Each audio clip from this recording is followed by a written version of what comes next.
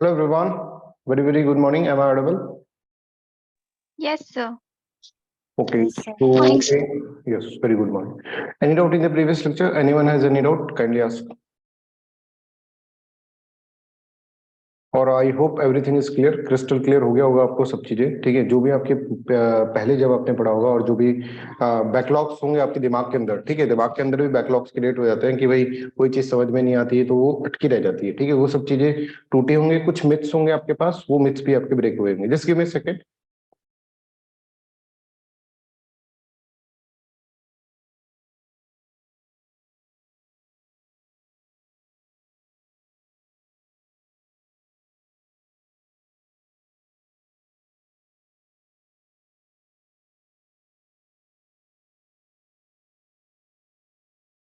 एक बात बिल्कुल ध्यान रखें, कोई भी डाउट हो तो आपको पूछना है, बिकॉज मैं नहीं चाहता कि कोई डाउट आपका अनक्लियर रह जाए, क्योंकि वो अनक्लियर रह जाएगा तो हो सकता है एग्जाम पे उसका इफेक्ट पड़ जाए, हो सकता है आपके 2 मार्क्स का कॉस्ट उसके अंदर आ जाए। तो सभी बच्चे ध्यान रखें कि जो भी क्वेश्चंस आते हैं, अगर आप यहाँ पर नहीं पूछ पा रहे हैं बिकॉज ऑफ एनी रीजन, तो यू कैन कॉल मी, ठीक है। कोई पर्टिकुलर टॉपिक आपको समझ में नहीं आ रहा है, स्क्रीनशॉट खींच के मेरे को दे दो, राइट।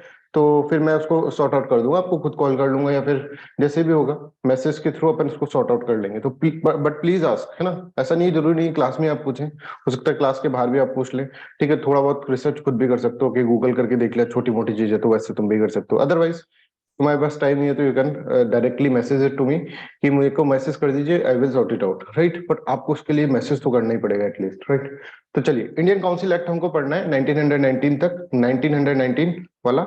और इससे पहले मैं आपको एक चीज बता देता हूँ कि अभी तक अपन जो पढ़े हैं ना, उसके अंदर अपन ने मेजोरिटी एक ऐसा कहा है कि सर एक गवर्नर जनरल ऑफ इंडिया हुआ, ठीक है, और गवर्नर जनरल ऑफ इंडिया हुआ और उसकी एक एग्जीक्यूटिव काउंसिल है, एग्जीक्यूटिव काउंसिल, और उसकी एक सर लेजिस्लेटिव काउंसिल भी है, इसको हम बोल रहे हैं इंपीरियल लेजिस्लेटिव काउंसिल।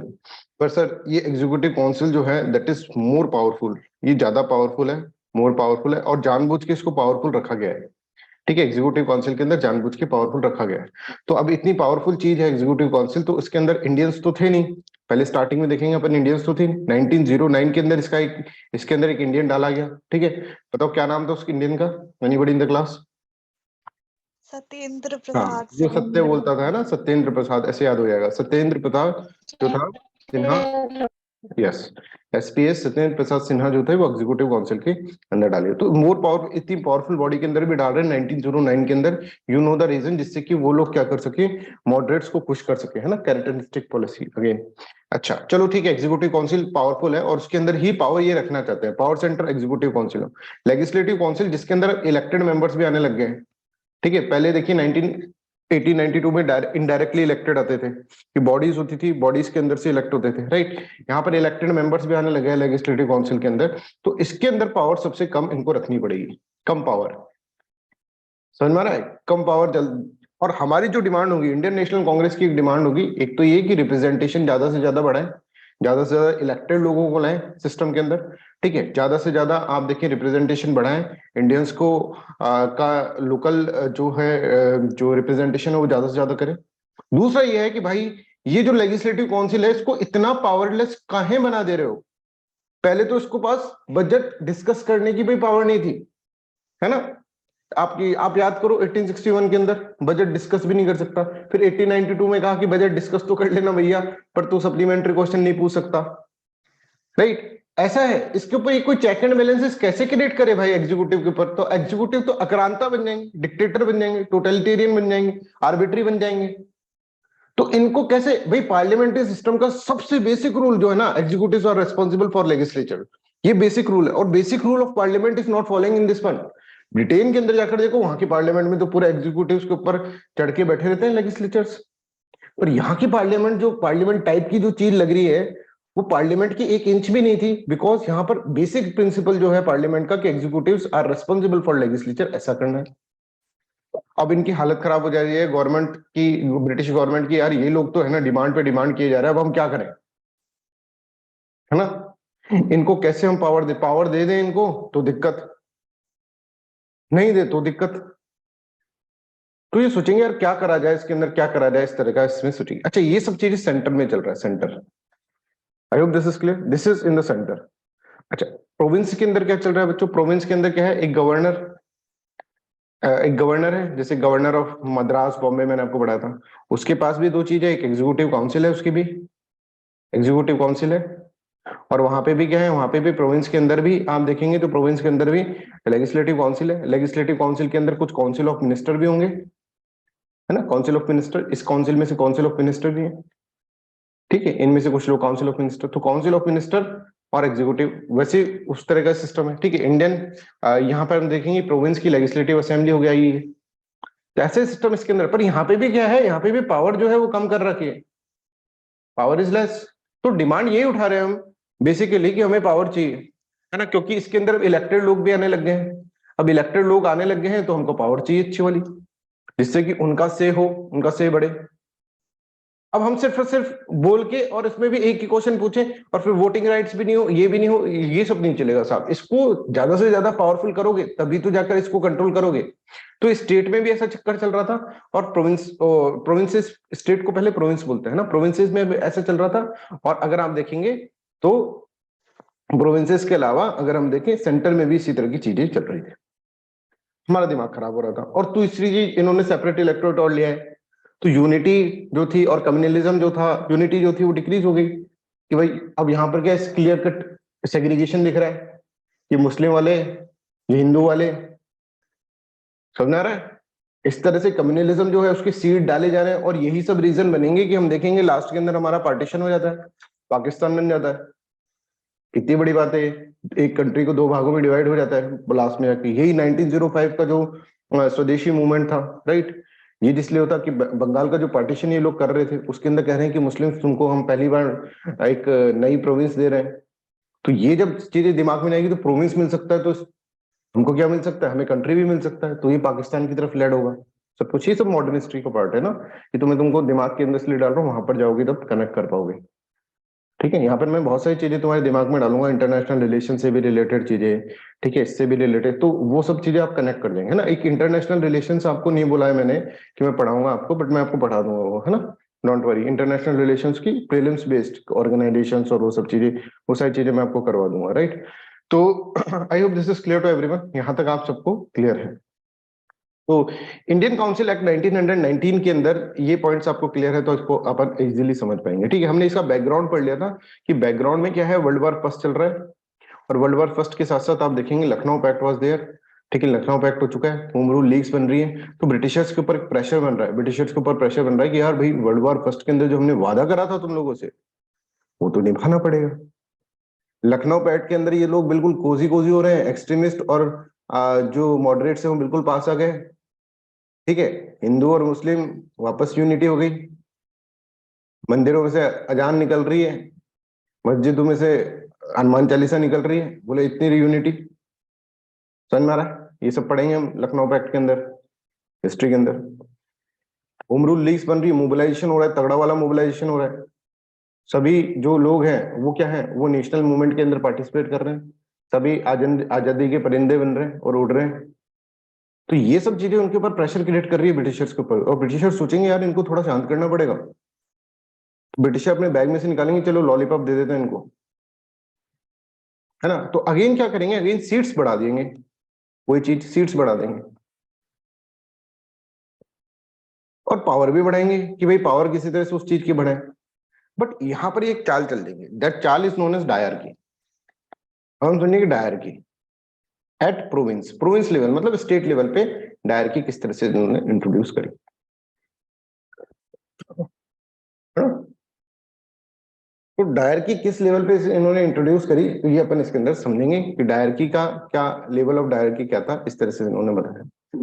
तो डायरकी जो होगी दैट वी विल अंडरस्टैंड। तो देखिए यहाँ पर कि ये सब चीजें हो गया, provisions of Indian council act अगर हम देखें तो सबसे पहले डायरकी,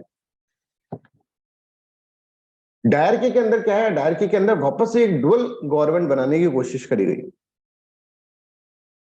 ठीक है, डुअल गवर्नमेंट की कोशिश की गई। तो यहाँ पर क्या क्या देखिए, डायरकी प्रोविंसेस लाया गया है ना, प्रोविंसेस में डायरकी लाई गई। तो यहाँ पर क्या सोचा कि यार जो प्रोविंसेस है ना उसके अंदर अगेन जो प्रोविंसेस है अगर अपन देखें तो वो इस तरह से गवर्न है, गवर्नर है, एग्जीक्यूटिव काउंसिल है, काउंसिल ऑफ मिनिस्टर है। काउंसिल ऑफ मिनिस्टर कहाँ से है, वही इंपीरियल लेजिस्लेटिव काउंसिल से, वहां से काउंसिल ऑफ मिनिस्टर्स है ना। तो यहां पर क्या करा गया बच्चों, ये समझो, यहां पर जो लिस्ट थी ना, आपने देखा कि लिस्ट जो है अपनी 7 शेड्यूल के अंदर भी लिस्ट है, ठीक है, उसके अंदर स्टेट का दे रखा है क्या क्या पावर होनी चाहिए स्टेट की, ठीक है, सेंटर की क्या पावर होनी चाहिए, राइट, स्टेट की क्या पावर होनी चाहिए, वो खैर बाद की बात है, वो बाद में अपन पढ़ेंगे। अभी यहाँ पर जो भी स्टेट थी, स्टेट लिस्ट के अंदर जो भी सब्जेक्ट्स थे, स्टेट के जो भी सब्जेक्ट्स थे, है ना, ठीक है, स्टेट के जो भी सब्जेक्ट्स थे उनको डिवाइड कर दिया गया 2 पार्ट में। एक सब्जेक्ट को बोला गया कि रिजर्व सब्जेक्ट, और एक को बोला गया ट्रांसफर्ड सब्जेक्ट,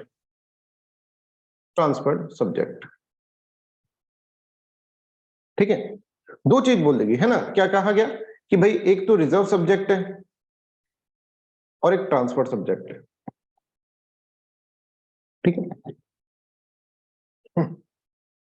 अब रिजर्व सब्जेक्ट और ट्रांसफर सब्जेक्ट किसके अंडर में आएगा, पूरा का पूरा काउंसिल ऑफ मिनिस्टर्स के अंडर में आ जाएगा। काउंसिल ऑफ मिनिस्टर मतलब इंपीरियल जो लेजिस्लेटिव असेंबलीज है, ठीक है, इसके अंदर इलेक्शन हो रहे हैं, इलेक्शन से लोग जा रहे हैं, उसके अंदर से काउंसिल ऑफ मिनिस्टर्स बन रहे हैं, तो वो सारा का सारा काउंसिल ऑफ मिनिस्टर के अंडर में है, पूरा पूरा पावर देते हैं, चलो तुमको जो करना है इसमें करो, तुम्हें जो भी करना है ना इसमें करो, तुमको पावर दे दी, ठीक है, पावर मिल गई ना तुमको, ऐसे रोते थे, चर्चा करते थे कि हमको पावर नहीं दे रहे हैं, पावर नहीं दे रहे, लो काउंसिल को power they the.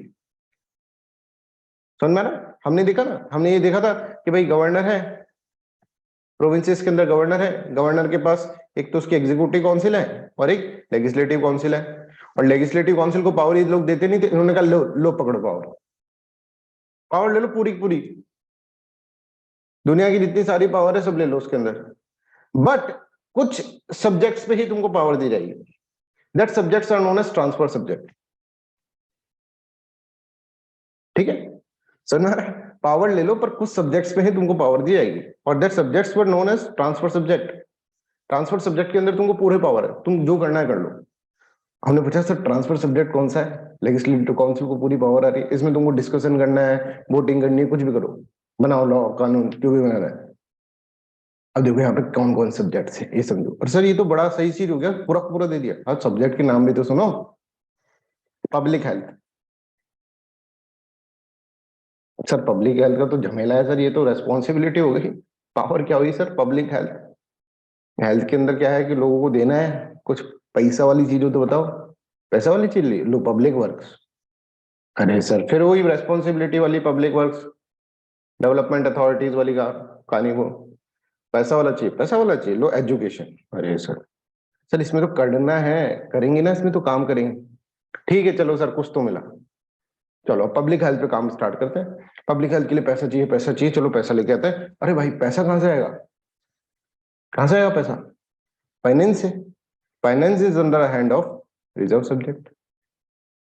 Oh my God sir, ये तो सर चाल चल गए, इनके लिए पैसा लगता है ना, पब्लिक हेल्थ के लिए, पब्लिक वर्क के लिए, एजुकेशन के लिए, इनका काम क्या है, ये रिस्पॉन्सिबिलिटी वाला काम है, ये किसको देगी, लेजिस्लेटिव काउंसिल को, लो पावर चाहिए ना ले लो पावर, ट्रांसफर सब्जेक्ट पे पावर ले लो पूरी, पैसा कहां से आएगा इनके लिए, फाइनेंस किसके हाथ में, रिजर्व सब्जेक्ट के अंदर, किसके पास है, रिजर्व सब्जेक्ट क्या है, अब reserve subject is directly controlled by the governor, governor से डायरेक्टली कंट्रोल है, गवर्नर और उसकी एग्जीक्यूटिव काउंसिल यही कर सकते हैं इसके ऊपर, ये लोग चू भी नहीं कर सकते इसके अंदर, फाइनेंस कहां से आएगा, रिजर्व सब्जेक्ट से, पुलिस किसके हाथ में देंगे, अगर आप देखो कि रिजर्व सब्जेक्ट जो है वो गवर्नर के पूरे कंट्रोल में है, सारे पावर वाली चीजें जो है वो इन्होंने रिजर्व सब्जेक्ट के अंदर रखी, ट्रांसफर सब्जेक्ट मतलब समझ गए, वो सब्जेक्ट जिसके ऊपर लेजिस्लेटिव काउंसिल की पावर है, रिजर्व सब्जेक्ट मतलब वो सब्जेक्ट जिसके ऊपर गवर्नर जनरल और उसकी एग्जीक्यूटिव काउंसिल की पावर है, इसमें एग्जीक्यूटिव काउंसिल में हम नॉमिनेटेड नहीं कर, हम क्या कर रहे हैं, इलेक्ट नहीं कर रहे लोग, ये लोग जो जिसको जाएंगे गवर्नर जनरल जिसको जाएंगे उसको डालेंगे।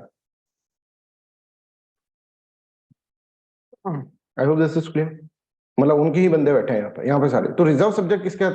अब ये बताओ मुझे, कोई बच्चा मेरे को बताएगा इसके अंदर कि अगर मैं कहूँ पुलिस किसके अंडर में आएगी, ये बताओ, ट्रांसफर्ड में या रिजर्व में, रिजर्व में, रिजर्व में, वेरी गुड, पुलिस रिजर्व में आएगी, लॉ कहाँ है, लॉ यहाँ पर है, तो कानून, लॉ एंड जस्टिस जो है ना, तो कानून वाली मिनिस्ट्री इनके पास, पुलिस वाली मिनिस्ट्री इनके पास, फाइनेंस वाली मिनिस्ट्री इनके पास, हमारे पास क्या, public health, public work, public education, और इसके लिए पैसा चाहिए, वो कहां से लेना होगा, रिजर्व सब्जेक्ट। तो हमने कहा भाई पावर तो दी, पर ऐसी कैसी पावर, ये पावर से ज्यादा हमको रेस्पॉन्सिबिलिटी लग रही है, दिखने में अच्छा लग रहा है, बोले अरे दिखने में अच्छा लग रहा है ना, बस दिखने में तो अच्छा लगाना है तुमको, और हम कौन से तुम्हें पावर देना है। तो वहां पर इस तरह से दिखाया जाएगा, देखो हम कुछ सब्जेक्ट्स हैं उसके ऊपर तुमको पावर देना है, क्योंकि अभी तुमको अच्छे से पता नहीं कैसे एडमिनिस्ट्रेशन करना है, ये करना है, तो इन पे तुम करो अभी आराम से, इनके ऊपर केस स्टडी चलाओ तुम अपनी ट्रांसफर सब्जेक्ट्स। यहां पर मस्ती से काम करो दिल लगा के। सर दिल तो लगा लेंगे, पैसा कहां से लगाएंगे, पैसा हमसे। तो यहां पर ये देखो, ये एक तरह से आप देखेंगे, एक तरह से ताला हो गया, पब्लिक हेल्थ में काम करना है, ताला है। बोले चाबी कहाँ है, चाबी कहाँ है, चाबी कहाँ है, चाबी है गवर्नर जनरल की एग्जीक्यूटिव काउंसिल का, फाइनेंस। पब्लिक वर्क करवाने, एजुकेशन कराने, सब में पैसा लगता है भाई, फ्री फुकट में थोड़ा ना हो जाएंगे, कहां से आएंगे। तो यहां पर क्या हो जाएगा, यहां पर दिक्कत हो जाएगी, यहां पर हमारी स्थिति पता है कैसे आ जाएगी, देखो ऐसी स्थिति आ जाएगी। क्या ये चने तो दे दिए, खा लो भाई, लो चने चाहिए, लो चने ले लो, लो भाई लो, बिल्कुल मस्त चने ले लो, और बिल्कुल भुने हुए चने हैं, बिल्कुल करकरा है भाई, पर दाग तो दिए नहीं। समझ में आ रहा है, पावर तो दे दी, पावर तो दी नहीं, रिस्पॉन्सिबिलिटी रिस्पॉन्सिबिलिटी दे दी, और हमको दे बोल ऐसा आसान ऐसे कर रहा हूं, लो भाई तुमको चने चाहिए तो लो भाई, कट्टे भर के चने ले जाओ। दांत तो दे देते, दांत तो निकाल लिए हमारे सारे। तो ऐसी स्थिति यहां पर बन जाएगी, पावर तो होगी नहीं, ठीक है, और पावर है, इस तरह से बोल दिया इनको। बोले क्या चाहिए यार, हम क्या दें और तुम्हें, दिल चीर के दे दें क्या, ट्रांसफर सब्जेक्ट पे दे दिया ना पूरी power, reserve subject important subject है, हमने हमारे पास रख लिए, जिससे कि हम अच्छे से गवर्नेंस प्रोवाइड करें लोगों को, लोगों के लिए तो कर रहे हैं सब कुछ, तुमको दे दिए ना, इसमें बनाओ। तुमसे एजुकेशन नहीं संभल रही भाई, एजुकेशन संभालो सर, इसके लिए पैसा चाहिए, पैसा तुम लोग देते ही नहीं हो। अब लोग आएगा, अब मान लीजिए एजुकेशन, अब देखो यहाँ पर क्या होता है, एजुकेशन जो है वो वीक हो रही है, तो मान लीजिए कि जो सर्वे कर रहे हैं उसके अंदर ये है कि ग्रॉस एनरोलमेंट रेशियो बहुत कम आ रहा है। कौन है एजुकेशन मिनिस्टर, गवर्नर जनरल के एग्जीक्यूटिव काउंसिल में, ये इसको तुमने इलेक्ट कर, इसको पकड़ो, इसको मार दो, तुम जान निकाल दो इसकी। अब ये कैसे समझाए कि भाई देखो, अब कॉमन जनता को समझाना बहुत मुश्किल है ना, कॉमन जनता को कैसे समझाना कि भाई देखो डायर क्या गई है 1919 के एक्ट के अंदर, डायर के अंदर दो लिस्ट होती है, ट्रांसफर लिस्ट, एक रिजर्व लिस्ट, रिजर्व लिस्ट के अंदर एजुकेशन है, ट्रांसफर लिस्ट के अंदर एजुकेशन है, जिसका मैं मिनिस्टर हूँ, पर इसके लिए पैसा चाहिए, तो वो पागल है क्या, पागल बना रहा है, बेवकूफ बना रहा है। ऐसे करेंगे लोगों को क्या समझाना है, ये लोग कहेंगे भाई तू एजुकेशन मिनिस्टर है ना, कैसा मिनिस्टर है भाई तू। जैसे केजरीवाल के साथ होता है, केजरीवाल कहता है कि मेरे को ये पावर नहीं है, मेरे पास ये पावर नहीं है, बोले तो अब तुमको पावर के लिए रो रहे हो, तो पहले चीफ मिनिस्टर बने थे, चीफ मिनिस्टर बना दिया, और क्या चाहिए, अब हम क्या करें तुमको। बोले मैं ऐसा करता हूँ तो वो ऐसा कर देता है, यही यही कर रहे जा रहे हो, मतलब चीज समझो, लोग ऐसे समझ रहे हैं ना, लोग कह रहे हैं यार कैसा आदमी है यार, इसको चीफ मिनिस्टर बना दिया फिर भी रो रहा है। तो वहां पे लोग बोलेंगे भाई तू मिनिस्टर है, एजुकेशन मिनिस्टर, कर काम, बोलेंगे भाई साहब फाइनेंस नहीं है हमारे पास, इस तरह से यहाँ पे। हाँ वैसे ही, वो दिमाग तो वही है ना, दिमाग तो वही है, दिमाग बदल थोड़ा ना जाएंगे। तो इनका दिमाग बहुत तगड़ा है, ये कहेंगे तुम्हें पावर चाहिए, बोले एक एक चिट्ठी देखी मैंने, हमने कहा 1909 के अंदर से आप पावर तो दी नहीं इस एक्ट के अंदर, बोले ठीक है अगली बार पावर देंगे, और पावर ऐसी दे दी। टाइम पास करना है इनको, टाइम पास, ठीक है पावर दे दिया इनको, अब पावर दे दी, अरे साहब ये कैसे पावर दे, बोले पावर ही तो मांगी थी, बोले सर ऐसी पावर दे दी आपने, और ऐसी पावर दे दी, सॉरी सॉरी यार, मेरे को लगा तुम ऐसी पावर मान, क्लियरली लिखना था ना उसमें एप्लीकेशन में। चल यार अभी अगले बार देखते हैं फिर, है ना। अब 1935 का एक्ट आएगा, इसके अंदर फिर डायर के, तब तक तो चला दिया ना काम, इसके अंदर फिर डायर के हटाएंगे। डायर की तो इंट्रोड्यूस इन्होंने इस तरह से करवा दी, समझ में आ रहा है? और लोग बाग इसके ऊपर कहा गए, लोगों ने कहा कि भाई इतना भी बेवकूफ मत बनाओ कि हमें खुद पे ही शर्म आने लग जाए। बोले तुमने पावर मांगी थी, power they the, it's okay ना, अब दे दी ना पावर, ठीक हो गई। बोले साहब ये कैसे पावर, अरे यार ये तो गड़बड़ हो गई, ठीक। तो अब देखो रिजर्व सब्जेक्ट और ट्रांसफर सब्जेक्ट इस तरह से दो चीजें हो जाएंगी, है ना। तो आपको कभी भी, आपने पढ़ा होगा 1919 के एक्ट के अंदर dyarchy was introduced at provinces, ये भी याद रखिए, प्रोविंसेस में, सेंटर में नहीं है। तो तुम कहोगे यस सर, डायरकी का मतलब वो दांत, बिना दांत वाला आदमी याद आ जाएगा तुम्हें, इसके दांत नहीं है, ठीक है, और चने उसके सामने रखे हुए हैं, ये है डायरकी का मतलब, एज सिंपल एज दैट। तो डायर की वॉज इंट्रोड्यूस और लोगों ने इसका बहुत अपोज करा। ठीक है, पहला प्रोविजन इसका ये, पहला ही बिल्कुल खराब प्रोविजन। दूसरा प्रोविजन क्या है? दूसरा प्रोविजन देखो, ये सब डिटेल में अपन पढ़ेंगे मॉडर्न हिस्ट्री में अगेन एमसी, राइट। दूसरा जो प्रोविजन है दैट इज बाइकैमरलिज्म। बाइकैमरलिज्म, ठीक है। अब बाइकैमरलिज्म में क्या है? बाइकैमरलिज्म में जैसे हमारे यहाँ पे लोकसभा राज्यसभा, ये सेंटर की बात हो रही है, सेंटर की। अब सेंटर पे चल जाओ उधर ऊपर। बाइकैमरलिज्म में जैसे हमारे पास लोकसभा राज्यसभा है, यहाँ पर लोअर हाउस और अपर हाउस है। लोअर हाउस और अपर हाउस है, ठीक है। जैसे हमारे पास क्या है? हमारे पास बाइकैमरलिज्म है। बाइकैमरलिज्म का मतलब क्या होता है? लोअर हाउस अपर हाउस है। जैसे हमारे पास लोकसभा राज्यसभा है, वैसे इधर कॉन्सेप्ट रखा गया लोअर हाउस और अपर हाउस का कॉन्सेप्ट, ठीक है। देंगे सब मॉडल, सब देंगे। मॉडल के अंदर कुछ ऐसा कर देंगे, ये दिक्कत आ जाएगी। मॉडल सब देंगे, बोले देखो वहां पर किसी को बताना होगा, देखो हमने वहां पे प्रोविंसेस को ऑटोनॉमी दे रखी है, certain subjects are given to the provinces completely, they have complete autonomy on that. तो लोगों लगे सुनने में, यार वाह यार कितना अच्छा लोग, और क्या करना चाह रहे हैं। हम कहेंगे भाई सुनो बात, वो जो सब्जेक्ट है ना, वो पावर नहीं है, वो रेस्पॉन्सिबिलिटी है, समझो बात को। इसी तरह से बोलेंगे a system of bicameralism is established in our colony, one of the colony that is India. Bicameralism क्या है अभी अपन समझते हैं, ठीक है। बाइकैमरलिज्म में आप देखेंगे यहाँ पर लोकसभा, जैसे अपने यहाँ पर होता है ना लोकसभा एंड राज्यसभा, वैसे यहाँ पर अगर हम देखेंगे लोअर हाउस और upper house will be there.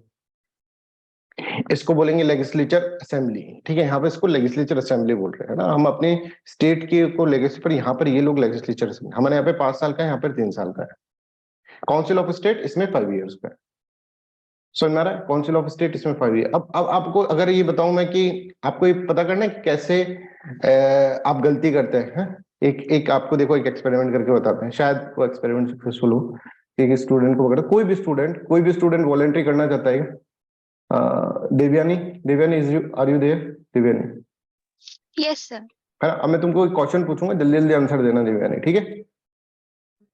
Yes sir. चलो, हमारे यहाँ पे लोकसभा है। Yes sir. लोकसभा के अंदर क्या उसका टर्म क्या है लोकसभा का? 5 years। 5 इयर्स। इसी तरह हमारे यहाँ पे राज्यसभा है। Yes sir. इसका टर्म क्या है जल्दी बताओ? Sir 6 years, but 1/3 of the members are elected every 2 years। Yes, no 6 year नहीं है इसके अंदर, है ना? ऐसे गलती है, 6 ईयर Yes। नहीं है, समझ में आ रहा है? ये जो है ना, ये डिसॉल्व कर सकते हैं 5 साल बाद, इसको डिसॉल्व होती नहीं है, दिस इज नॉट डिसॉल्व। तो जब आप बोल रहे हैं ना, ये आपने कंप्लीट सही बोला है, अगर आप दोनों को मिलाएंगे, पर ये 6 ईयर प्लस 1/3 जो होता है वो आ रहा, तो 6 ईयर का टर्म तो हुआ ही नहीं, समझ में आ रहा है? ये Yes। डिसॉल्व होती नहीं है। टर्म जब होता है कि इसके बाद फिर तुम गए काम से, तो राज्यसभा तो कभी डिसॉल्व ही नहीं होती है, समझ में आ रहा है दिव्या? नहीं, यस यस सर। पर यहाँ की है ना, कहने का मतलब ये है कि अपन कभी कभार है ना चीजों को सही से इंटरप्रेट, बहुत सिंपल चीज होती है, वो कई जगह पढ़ा भी होता है, फिर भी ना डिसॉल्व नहीं हो पाती है ना। तो ये अपर हाउस जो है, यहाँ पर ऐसा नहीं है, यहाँ पर अपर हाउस जो है ना वो 5 इयर्स का है, जो डिसॉल्व हो रहा है, समझ में आ रहा है? तो अगर आपसे अगर ऐसे पूछा जाए कि भाई प्रेजेंट राज्यसभा में और 1919 की राज्यसभा में क्या अंतर है, तो सबसे पहले तो ये है कि साहब 5 साल का टर्म है ही नहीं उसका, ठीक है। हमारा अनडिसॉल्व, हमारा डिसॉल्व होता ही नहीं है, डिसॉल्व नहीं होता है, राइट। यहाँ पर क्या हो रहा है? यहाँ पर डिसॉल्व होता है, राइट। यहाँ पर लेजिस्लेचर असेंबली है, वो 3 साल की, हमारे यहाँ पे 5 साल के साथ 5 साल तक रहेगा, 5 साल के बाद फिर इलेक्शन कराने ही पड़ेंगे। पर यहाँ पर क्या है? काउंसिल ऑफ स्टेट, यहाँ पर काउंसिल ऑफ स्टेट जो है वो 5 साल की, इसके बाद इलेक्शन कराने ही पड़ेंगे। तो ऐसा कोई सिस्टम इन्होंने इंट्रोड्यूस कराने की कोशिश करी। अब बाइकैमरलिज्म में देखो कैसा चीज है। अब हमको पता है कि जब कानून होगा, सेंटर वाला जब कानून होगा, तो इस तरह का यहाँ पर होकर फिर इसमें आएगा, राइट। तो अब यहाँ पर देखो बाइकैमरलिज्म के अंदर क्या हुआ, lower house will be there, इसमें 145 members will be there, upper house will be there, 60 members are there. याद नहीं रखने हैं, ये सिर्फ मैं तुमको एक आइडिया दे रहा हूँ कि भाई किस तरह से वो चीजें होती थी। नॉमिनेटेड जो थे वो थे 41, तो 41 तो नॉमिनेटेड हो गए लोअर हाउस के अंदर। और अगर हम कहेंगे सेपरेट इलेक्टोरेट वाले थे, वो थे 52। तो सेपरेट इलेक्टोरेट वाले भी एक तरह से अगर हम देखें, सारे नहीं तो मेजोरिटी के अंदर जो थे वो तो क्या थे, वो तो लॉयली थे किसके?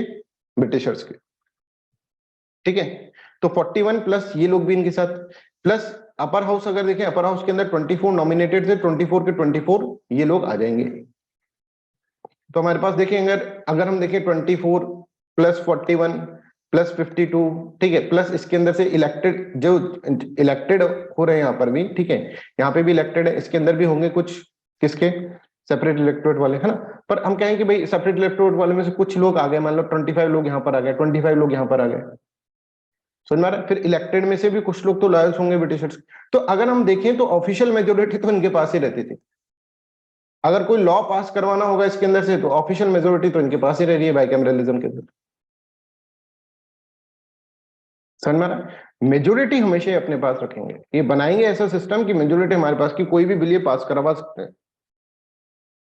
अच्छा, हमने कहा कि ये चीज समझ, तो बाइकैमरलिज्म समझ में आई। बाइकैमरलिज्म तो देखो अब कैसे याद करोगे, बाइकैमरलिज्म 1909, देखो दो चीजें हो रही है, बाई मतलब दो चीज। अच्छा, 1919 का एक्ट है, 1919 ऐसे लिख दो, है ना, एक्ट ऑफ 1919 है।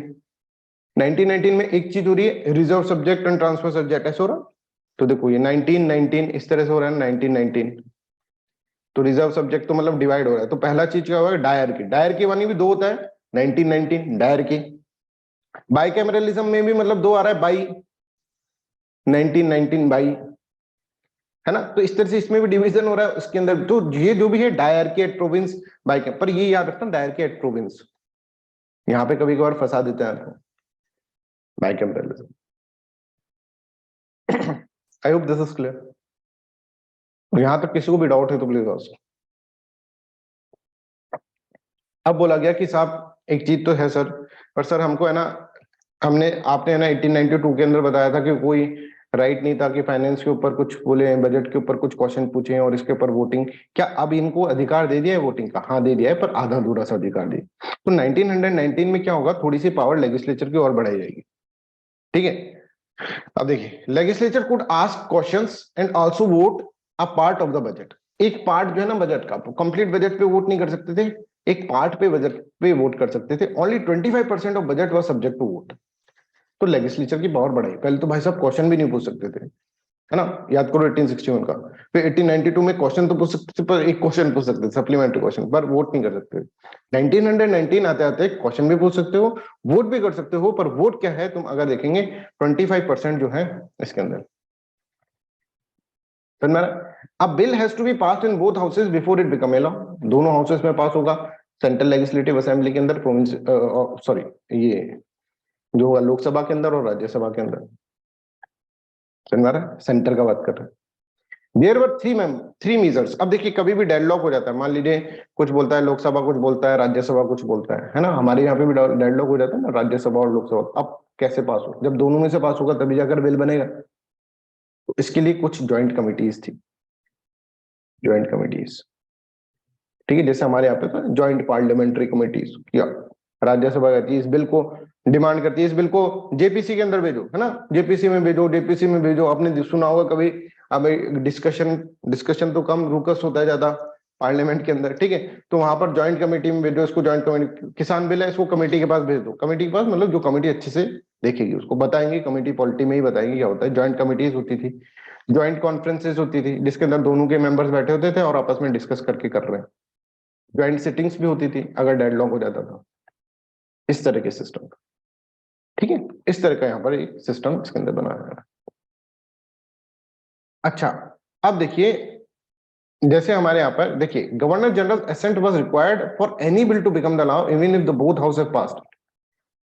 गवर्नर जनरल का असेंट चाहिए होता था, ठीक है, कि अगर he could also enact bill without legislature consent. तो गवर्नर देखो ये सब तो उन्होंने कहा कि ये तुमको, ये देखो तुमको कहानी सुनाते हैं, एक लोकसभा थी, एक राज्यसभा थी, लोकसभा राज्यसभा सब ऐसा करते हैं, ये सब चीज ठीक है, अपनी जगह ठीक है।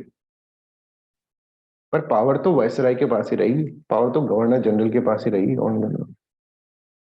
उसका मर्जी आएगा ना, तो वो बिना इनसे पूछे, लोकसभा राज्यसभा तुम गए भाड़ में, वो बिना उसके करके कोई भी बिल बना सकता है। माय गॉड सर, मतलब बाईपास कर सकता है, ऐसा कानून में लिखा हुआ है, बाईपास कर सकता है वैसा भी। अच्छा, इन दोनों सबने पास कर दिया, इसने भी भाई 2/3 मेजोरिटी से पास कर दिया, और बाप रे 50 में 50% करना था, 2/3 इसने भी 2/3 से मेजोरिटी से पास कर लिया। इन्होंने कहा कि वाह कि साहब हमने कर दिया, और इन्होंने कहा कि लो भाई गवर्नर जनरल ऑफ इंडिया अब इस पे असेंट दे दो। गवर्नर जनरल ऑफ इंडिया ने फाड़ के उसको फेंक दिया, ऐसा भी हो सकता था। मतलब ये सब चीजें क्या है कि अगर गवर्नर ये अगर मान लीजिए कोई बिल ऐसा पास भी करा दे जो ब्रिटिश एडमिनिस्ट्रेशन के खिलाफ है, तो भी गवर्नर जनरल ऑफ इंडिया क्या कर देगा, उसको फाड़ के। हमारे प्रेसिडेंट की तरह नहीं कि एक बार भेजा फिर दूसरी बार भेजेगा तो फिर साइन करना ही पड़ेगा ना। प्रेसिडेंट की तरह पावर नहीं, इनके पास पावर है बिल्कुल एब्सोल्यूट वीटो। पर मेरा यस अभिषेक प्लीज।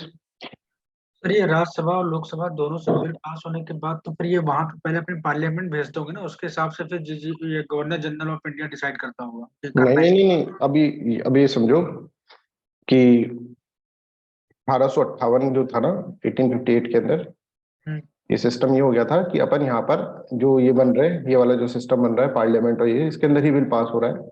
और गवर्नर जनरल इसके अंदर, गवर्नर जनरल जो है that is complete control by secretary of state. इस सेंस के अंदर ब्रिटिश पार्लियामेंट का कंट्रोल है अभिषेक। अच्छा अब वहां पे लॉ नहीं उनको मतलब इनेक्ट कराने के लिए वहां नहीं भेजना पड़ता। नहीं, पर ये सब कुछ कंट्रोल यहीं से हो रहा है, समझ में आ रहा है। ये जो बनाए गवर्नर जनरल के एग्जीक्यूटिव, अब देखो इसीलिए तो गवर्नर जनरल के एग्जीक्यूटिव काउंसिल को पूरा पावर दे रखा है। तो सब कुछ यही से आएगा, बजट जो पास होगा वो इधर से ही पास होगा, सेक्रेटरी ऑफ स्टेट से। फिर ये गवर्नर जनरल के पास, फिर गवर्नर जनरल के एग्जीक्यूटिव काउंसिल के पास, फिर बजट बन गया। ठीक है सर। ठीक है। तो पर दिखावा है, ये सब चीजें हुआ वैसे है ना। इसीलिए तो लड़ाई हो रही है, पावर दे दो। अगर सब कुछ वही हो रहा हो तो फिर पावर की कैसे। तो देखिए अब देखो गवर्नर जनरल की पावर देख लो भाई, ये बहुत इंपॉर्टेंट है कि सबने बिल पास कर दिया, लोकसभा ने भी पास कर दिया, राज्यसभा ने भी पास कर दिया। लो भाई छुट्टी हो गई। अब इन्होंने गली मिले सब बोले भाई बहुत अच्छा बिल बनाया अपन ने, पता है, और दोनों ने बहुत अच्छा। और एक बार बताओ, वैसे तो ब्रिटिशर की साइड है, पर इससे ब्रिटिशर्स को नुकसान होगा। बोले हाँ इस बिल से नुकसान होगा, पर अपन को, हमको क्या करना है, हमको यहाँ पर देखना है कि ये बिल पास हो जाए किसी तरह से। गवर्नर जनरल ने बोला अच्छा ज्यादा चंट बन रहे हो तुम लोग, लाओ कौन सा बिल पास करा है सर, 2/3 मेजोरिटी से करा है, लो सर ये वाला बिल पास करा है। फाड़ के डस्टबिन में फेंक दिया, बोले चलो दूसरा पास करो जाओ। तो गवर्नर जनरल इज और पावरफुल। और गवर्नर जनरल आपको बताया मैंने एजेंट है सेक्रेटरी ऑफ स्टेट का। तो बिल तुम पास भी कर दो, तुम अपना मनोरंजन करके भी कर लो पूरा, पर फिर भी लास्ट में चलेगी किसकी, गवर्नर जनरल की। ऐसा सिस्टम यहाँ पर है। तो ये चीजें आपको, अब तुमको ऐसा ये तुमको पॉलिटी की किताबों में थोड़ा ना मिलेगा भाई, है ना। क्वेश्चन इसमें से आ रहे हैं। He could also enact a bill without the legislature's consent। और बिना उसके, अच्छा चलो बिना इसके लोकसभा राज्यसभा के सेक्रेटरी ऑफ स्टेट का फोन आया, भाई गवर्नर जनरल, बोले हाँ सर बोलिए। तू मेरा एजेंट है, हाँ सर मैं आपका एजेंट हूँ, एक काम कर भाई वो बिल पास करवा दे। बोले सर वो पार्लियामेंट में, यार पार्लियामेंट में नहीं तू खुद करवा दे। मैं खुद भी करवा सकता हूँ, हाँ और तो क्या लिख रखा है ना एक्ट में, he could also enact A bill without the legislatures consent. और तो बिठा किस लिए रखा है वहां, तो he could prevent A bill, तो सब कुछ उसके पास है अगर हम देखें। ठीक है सर। सर 1909 में एक और काम हुआ था सर। 1909 के अंदर हमको जो सबसे बड़ी प्रॉब्लम थी ना, वो क्या थी बच्चों, सेपरेट इलेक्टोरेट की। इसका कुछ हुआ क्या, हाँ इसका हुआ ना। क्या हुआ सर, पहले मुस्लिम्स को दे रखा था, चैम्बर ऑफ कॉमर्स को दे रखा था, जमींदार्स को दे रखा था। हाँ ठीक है, बड़ा था ना, जमींदार्स को दे रखा था, ये सबको, इन सबको दे रखा। अब सिक्स को भी दे दिया सर, ये तो बढ़ा दिया। हाँ, और एक इंडियन क्रिश्चियंस को भी दे दिया, इंडियन क्रिश्चियंस, यूरोपियंस को भी दे दिया, जो यूरोपियंस है इसके अंदर। ठीक है, I hope this is clear to everyone. तो यहाँ पर आप, यहाँ पर जो होगा ये सब चीजें, इसके सेपरेट इलेक्टोरेट यहाँ पर बढ़ जाएगा। ठीक है, तो यहाँ पर अगर हम देखें separate electorate for the Sikh, Indian Christians, Anglo Indians, Anglo Europeans, ठीक है, ये सब चीजें जो है ना, इन सबको दे दिया, यूरोपियंस है ना, इन सबको सेपरेट इलेक्टोरेट और बढ़ा दिया, है ना। अब सेपरेट इलेक्टोरेट इसके अंदर इस तरह से बढ़ा। अब आपको क्या लगता है, देखो आप देखो एक सेकंड, जो इलेक्शन होते थे ना, इलेक्शन जैसे मान लीजिए इलेक्टेड, जो हम बोल रहे हैं कि इलेक्टेड मेंबर्स होते थे, तो इलेक्शंस कैसे होते थे कि सर 18+ इलेक्शन रहते होंगे, जैसे हमारे यहाँ पे हो गए 18+, जो भी 18 साल से ऊपर इलेक्शन, उसके लिए ज्यादा से ज्यादा क्या करते होंगे सर, 21+ कर देते होंगे। नहीं, आप सोच रहे हैं कि जो भी इलेक्टेड लोग, इलेक्शन जो होते थे ना, उसमें जो पार्टिसिपेट करते थे, वो ऐसा नहीं कि भाई अडल्ट यूनिवर्सल एडल्ट फ्रेंचाइजी चल रही है, नहीं। यहाँ पे इलेक्शन के अंदर कौन पार्टिसिपेट करेगा उसके लिए भी एक क्राइटेरिया था। सॉरी, इलेक्शन के अंदर कौन वोट करेगा, सॉरी वोट करेगा, उसके लिए भी एक क्राइटेरिया था कि भाई प्रॉपर्टी, एजुकेशन, टैक्स कितना दे रहा है, उसके बेसिस पे। और आप देखेंगे बहुत ही कम लोग जो थे, अभी तो हम कोई भी उठकर जाकर वोट देकर आ सकते, बहुत ही कम लोग थे ऐसे कंप्लीट डेमोक्रेसी नहीं दे दी थी इन्होंने, ठीक है। जो इलेक्ट कर रहे थे वो भी बहुत कम लोग थे, अप्रोक्सीमेटली 10 से 15% population was eligible for the voting. तो यहां पर अगर आपसे पूछा जाए कि भाई फ्रेंचाइजी कैसी थी, तो that was very very limited franchise थी। जो इलेक्ट करते थे उसके अंदर लिमिटेड फ्रेंचाइजी, देखिए it granted franchise to a limited number of people on the basis of property, tax और एजुकेशन, इनके बीच इस क्राइटेरिया के बेसिस पे वो देते थे। तो राइट्स जो थे दैट आर वोटिंग हर कोई नहीं कर सकता था। और देखो जो टैक्स पे कर रहा होगा गवर्नमेंट को, जो एजुकेटेड पर्सन होगा, एजुकेशन कैसे इंग्लिश एजुकेशन यहाँ पर प्रमोट करी गई थी भारत में, तो वो तो कहीं ना कहीं लाइव क्या होगा, लिबरल होगा towards the Britishers, liberal attitude होगा। ऐसा नहीं, जरूरी नहीं है, पर मैं आपको बता रहा हूँ कि ऐसा, पर लिमिटेड फ्रेंचाइजी थी, ठीक है, ये आपको पॉइंट याद होगा।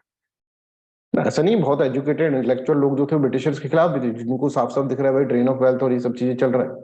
हाँ 1858 से पहले आप कहेंगे कि मेजोरिटी ऑफ 1857 की क्रांति से पहले, मेजोरिटी ऑफ वो जो थे ना 1857 की क्रांति से पहले, और आप कहें कि 1885 से पहले अगर हम गए, कि मेजोरिटी जो लोग थे intellectual that was in support of British के सपोर्ट में थे वो। हमारी एक बहुत बड़ा फेलियर था कि हमारे इंटेलेक्चुअल क्लास ही नहीं समझ पाई ब्रिटिशर्स के एजेंडा। उनको लगता था भाई राजा महाराजों से तो अच्छे ही हैं, क्योंकि इनके पहले वाले थे तो उनका तो कोई रूल ऑफ लॉ ही नहीं था। महाराज खुश नहीं है तो तलवार उठाई गर्दन काट दी, महाराज खुश है तो चेन की माला माला दे दी, सोने की माला। महाराज के ऊपर है सब कुछ, आर्बिट्रीनेस था। अब चलो कोई सिस्टम तो बन रहा है, ये लोग ऐसे सोचते थे इंटेलेक्चुअल। बट आप देखेंगे जब ड्रेन ऑफ वेल्थ और ये वाले कॉन्सेप्ट आएंगे तो उनको पता लगेगा अरे भाई ये तो बहुत भयंकर हो, महाराज से तो बहुत ज्यादा भयंकर आदमी है ये लोग। और फिर इंटेलेक्चुअल क्लास जो भी उसके अगेंस्ट में आएगी, फिर एक अवेयरनेस पड़ेगी। हर मूवमेंट के अंदर इंटेलेक्चुअल क्लास का रोल बहुत इंपॉर्टेंट है, ठीक। I hope this is clear to everyone, यहां तक अपन इसके अंदर समझ लें। तो 1919 का एक्ट यहाँ पर इस तरह से आया। अब 1919 का एक्ट जब आया तो उसके बाद अगर हम देखेंगे नेक्स्ट डेवलपमेंट जो होगा वो 1927 में होगा, ठीक है। और इसको बोलते हैं अपन साइमन कमीशन। साइमन कमीशन, तो हम साइमन कमीशन को थोड़ा पढ़ लेते हैं पॉलिटी के पर्सपेक्टिव से। हिस्ट्री के अंदर तो बहुत इसके अंदर एनालिसिस चलते हैं, ठीक है। हिस्ट्री के अंदर तो प्रीलिम्स में भी मैं तुमको हिस्ट्री वैसे ही पढ़ाऊंगा जैसे मेंस के अंदर पढ़ाया जाता है। बस आपको अब देखो, अगर मान लो अगर आप तुम देखोगे ना तो ये सारे सब्जेक्ट वैसे ही पढ़ाए जाएंगे। कहने का प्रीलिम्स का बैच है, पर आपका मेंस का भी इसके अंदर कवर हो जाएगा। बस आंसर राइटिंग आप कहीं से कर लेना, ठीक है। मेंस का भी वैसा कवर हो जाएगा। मतलब ऑलमोस्ट अगर आप देखिए 80% मैं तुमको ज्योग्राफी पढ़ाऊंगा, हिस्ट्री पढ़ाऊंगा, मॉडर्न हिस्ट्री, तो आप ये सोचोगे सर इसमें बचा क्या, हाँ। तो नॉलेज तुमको सारी आ जाएगी, बस तुमको थोड़ा सा आंसर राइटिंग और इसलिए बोल ही रहे हैं हम, ऐसे ही बोल रहे हैं कि भाई हम प्रीलिम्स का बैच ही बोल रहे हैं, पर ये अगर आप देखेंगे तो आपको लास्ट तक ये लग जाएगा sir prelims cum mains batch है, ठीक है। और आपको एक बात बताएं हम यहाँ पर कि यहाँ पर ऐसे स्टूडेंट्स भी बैठे हैं जो बड़े बड़े इंस्टीट्यूशंस में 1 लाख रुपए फीस देकर पढ़ चुके हैं, ठीक है। ऐसे स्टूडेंट्स भी बैठे हैं जो कि क्या है, जो कि बिल्कुल बेसिक से स्टार्ट कर रहे हैं, फर्स्ट क्लास होगी उनकी आईएएस एग्जामिनेशन की, समझ में आ रहा है। और ऐसे स्टूडेंट्स भी बैठे हैं जो 1-2 बार प्रीलिम्स क्लियर भी है, समझ में आ रहा है। तो इन सब का कहीं ना कहीं लैक है। ये देखिए, नहीं तो ये वाला बंदा अगर पढ़ लिया होता, पढ़ा दिया होता उसको अच्छे से कॉन्सेप्चुअली, तो यार आज नहीं बैठा होता यहाँ पर ऑब्वियसली, ठीक है। आई एम नॉट नेमिंग, पर पता है जिसके लिए बोल रहे, ठीक है। अगर यहाँ पे तो एजुकेशन जो आपको दी जा रही है ना, वो अगर बड़े बड़े इंस्टीट्यूट में देंगे जिसमें आपको दिखेगा कि भाई सर इसके अंदर 50 तो फैकल्टीज हैं सर, इसके अंदर एक फैकल्टी आती है, दूसरी फैकल्टी आती है, तीसरी आती है, सर मस्त कोट टाई पैंट पहन कर आते हैं, ठीक है, और नॉलेज देते हैं। तो देखो हमने ऐसे बड़े इंस्टीट्यूट में हमने भी काम कर रखा है, हमें पता है किस तरह की नॉलेज होती है, सही। और बहुत पैसा देते हैं एजुकेटर्स को, आप सोच भी नहीं सकते इतना पैसा देते हैं एजुकेटर्स को, ठीक है। ब्रांड बना देते हैं एजुकेटर्स को इस तरह से, पर नॉलेज के रेस्पेक्ट में ये बिल्कुल जीरो है। बता रहा हूँ मैंने खुद ने काम करा हुआ है इंस्टीट्यूट में, समझ आ रहा है। यहाँ पे वो भी स्टूडेंट्स बैठे जो मुझसे पढ़ चुके हैं वहां पर भी, तो वहां पे 1-1, 1.5-1.5 लाख रुपए फीस देकर भी उनको इतना नॉलेज नहीं आएगा जितना अपन प्रीलिम्स बैच में ले लेंगे, समझ में आ रहा है। प्रीलिम्स बैच के अंदर जितना नॉलेज आ जाएगा उतना वो प्रीलिम्स मींस कम प्रीलिम्स बैच फाउंडेशन बैच उसमें भी उतना नॉलेज नहीं आएगा। तो इसलिए हम कहते हैं कि ये बैच बड़ा ही अफोर्डेबल बैच है। हम जब बोलते हैं कि बैच बड़ा अफोर्डेबल, पर हम इसके अंदर प्रीलिम्स टैग इसलिए ऐड करते हैं कि भाई हमको ये है कि आपके एक्सपेक्टेशन से ज्यादा देना है, बस simple as that. Prelims batch इसलिए करते हैं कि भाई आपको लगे कि हाँ ठीक है प्रीलिम्स का ही बैच है तो ये कंप्लीट ही बैच, अगर आपको लास्ट तक ये पता भी मिल जाएगा, ठीक है। बट थोड़ा सा करंट अफेयर्स का पोर्शन जो अपन इंडियन एक्सप्रेस में एनालिसिस, अच्छा ये बैच ले लो, इंडियन एक्सप्रेस एनालिसिस ले लो, और एक दो एथिक्स का पेपर ले लो, एथिक्स का पेपर देख लो अगर आप कहीं से, और थोड़े से कोर्स हैं जैसे कि भाई डायमेंशंस है इंटरनेशनल रिलेशंस के, सोसाइटी के, वर्ल्ड हिस्ट्री के, ये सब चीजें ले लेंगे एक साथ, तो ये सब आपका पूरा का पूरा प्रिपरेशन हो जाएगा। तो इसको एक तरह से पैकेज का पार्ट ही समझिए, राइट। तो बहुत सस्ते के अंदर आप प्रिपरेशन कर रहे हैं ऐसा इसके अंदर आप समझेंगे, क्योंकि इसमें डिटेल में हम आपको यहाँ पर चीजें पढ़ा रहे हैं, राइट। अब आता है next Simon commission. Simon commission आपको पता है, आपने ये नाटक सुना होगा साइमन गो बैक, ठीक है ना। तो साइमन गो बैक क्यों है, एक तो ये समझेंगे क्या साइमन कमीशन बहुत खराब था, क्या सर ये आया था तो बहुत ही खराब था, क्या इसने कुछ ऐसा करा, नहीं, ये जब आ रहा था तो खराब था ही नहीं। क्यों? क्योंकि इसने रिकमेंडेशन तो बाद में देगा भाई, अभी तो ये आने का ही विरोध कर रहे हैं कि साइमन तुम आओगे नहीं यहाँ पर, साइमन गो बैक। तो बोले साइमन बोलेगा भाई मेरी गलती क्या है तो बता दो, मैं आऊंगा यहाँ पे। इसका साइमन कमीशन का क्या मेन पर्पस था ये समझो। साइमन कमीशन का ये पर्पस था कि ये आएगा 1919 के एक्ट को रिव्यू करेगा कि भाई ये 1919 का एक्ट कैसा चल रहा है, इसके ऊपर कुछ रिकमेंडेशंस देगा, और रिकमेंडेशन देकर ब्रिटिशर्स उसके बेसिस पे 1935 का गवर्नमेंट ऑफ इंडिया एक्ट लेकर आएंगे। ये इसका काम था साइमन कमीशन। ऐसा नहीं कि पहले से, अभी तो आएगा स्टडी करेगा, पर ये आ ही रहा था ना साइमन। तो साइमन को बोला साइमन तो वापस जाओ, बोले अरे भाई मेरे को काम तो करने, मैं काम तो देख लो एक बार मैं कैसे काम कर रहा हूं, मेरा कार्य शैली तो देखो तुम, मैं क्या रिकमेंडेशन दे रहा हूं। ये तो रिकमेंडेशन दे देता उसके बाद बोलते साइमन तुमने बहुत खराब काम करा, तुम तो आने ही नहीं दे रहे हो मेरे को 1919 का। तो यहां पर क्या है, अगर हम बैकग्राउंड देखें, इसका बैकग्राउंड यह है कि government of India act 1919 has introduce system of dyarchy to govern the provinces. समझ में आ गया। दिस एक्ट है द प्रोविंसेस दैट कमीशन, उसके इस एक्ट के अंदर ये लिखा था 1919 के अंदर कि हर 10 साल बाद इसका रिव्यू, मतलब 10 साल बाद इसका रिव्यू होगा, एक कमीशन बनाया जाएगा। पर क्योंकि यहाँ पर पॉलिटिकल डायमेंशन अगर आप देखें ब्रिटेन के अंदर ऐसी चल रही थी, कंजर्वेटिव पार्टीज को लग रहा था लेबर पार्टी हमको हरा देगी, तो एक साल पहले ही उन्होंने इस तरह से कर दिया, 1927 के अंदर ही इन्होंने भेज दिया साइमन कमीशन। वो क्या देखेगा, वो देखेगा टू इन्वेस्टिगेट द, आपकी देखेगा ना, वहां से देखकर नहीं आ रहा, वो आकर देखेगा to investigate the process progress of governance scheme and suggest a new step for the reform. तो वो आ रहा था ना, इतने में ही इसको विरोध हो गया भाई साइमन का, काले झंडे साइमन का विरोध, लाला लाजपत राय की हत्या, ठीक है, मर्डर हुआ उनका, एक तरह से लाठीचार्ज के अंदर मारे गए वो, ठीक है। वो इतना इतना ज्यादा फैल गया, अरे इसने कहा कि भाई सुनो तो सही, रुको तो सही, देखो तो सही मैं क्या कर रहा हूं, नहीं तू आ रहा है वही हमें पसंद नहीं है, तू क्यों आ रहा है साइमन को। तो बोले 1919 का रिव्यू तुम ही तो करो, डायर की नहीं हटानी, डायर की हटानी है, डायर की हटानी है, उसी लिए आ रहा था भाई मैं तो। पर तू आ तो रहा है, पर तेरे अंदर सारे सारे लोग जो है ना उनकी शक्ल हमें पसंद नहीं है। क्यों पसंद नहीं है? क्योंकि सारे लोग गोरे लोग हैं, मतलब this is all white commission, सारा व्हाइट कमीशन है, इसको ऐसा बोला है सारा व्हाइट, सारे गोरे लोग हैं। एक सिंगल इंडियन तो डाल देते, रिव्यू करने आ रहा हो, किसका रिव्यू कर रहा हो, हमारा ही रिव्यू कर रहा हो ना कि हम क्या चाहते हैं, तो एक इंडियन तो डालते उसमें। जब गवर्नर जनरल के एग्जीक्यूटिव काउंसिल में इंडियन हो सकते हैं, जब इंडियन हाउस के अंदर इंडियंस हो सकते हैं एट लंदन, तो क्या यहां पर नहीं हो सकते इंडियंस? ऐसा क्यों कर रहे हो तुम? ये तो ये हो गया ना कि भाई तुम हमारे लिए एक देखने आ रहे हो कि रिव्यू करने आ रहे हो कि भाई यहाँ पर किस तरह से 1919 वर्क कर रहा है, चलो देख कर आते हैं, उसकी बेसिस पे रिकमेंडेशन करते हैं, और सारे के सारे तुम लोग ही आ रहे हो बुरे लोग। ये तो गलत बात है। तो यहां पर देखिए कमीशन के अंदर सारे के सारे व्हाइट पीपल थे,